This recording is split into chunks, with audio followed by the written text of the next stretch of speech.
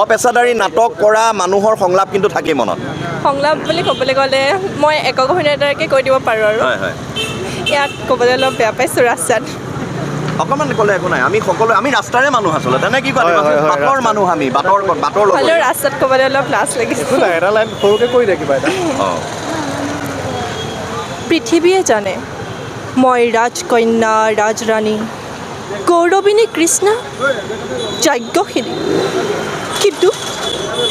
কিন্তু কোনেও নাজানে হাই মই এক নাৰী অভাগিনী, যৌৱনৰ প্ৰথম পোৱা উৎপলৰ বৰণমালাত যাৰ বাবে গাঁঠিছিলোঁ হৃদয়ৰ সঞ্চিত আবেগ, স্বামী গৃহ প্ৰৱেশৰ পৰম ক্ষণত সেই প্ৰিয় ফাল্গুনী ভীৰুতা ক্লীবতা দেখি ঘৃণা আৰু বিস্ময়ত আবেগ বিহ্বলা নৱবধূ থৰে থৰে কঁপিছিলোঁ মাথো।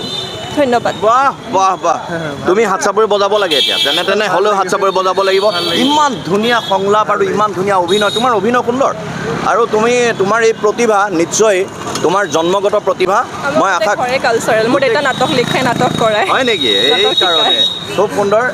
তোমাৰ নামটো কি কৈছিলা? বেদাস্তুতি বৰা। বেদাস্তুতিৰ অভিনয় জীৱন আৰু সুন্দৰ হওক। বেদাস্তুতি এই ধুনীয়াকৈ ইমান সংলাপ মাতি দিলে আৰু তোমাৰ পাৱাৰ আছে, কিন্তু তুমি কোৱাৰ লগে লগে মাতিছে। এই কেৰেক্টাৰটো দ্ৰুপদীৰ হয়, পঞ্চপাণ্ডৱৰ ৱাইফ দ্ৰুপদীৰ হয়। এইটো এটা কবিতা আছিলে যিটো মই একক অভিনয় আকাৰত মোক দেউতাই মানে বনাই শিকাই দিছিলে। তুমি ধুনীয়াকৈ কৰি দেখুৱাইছা।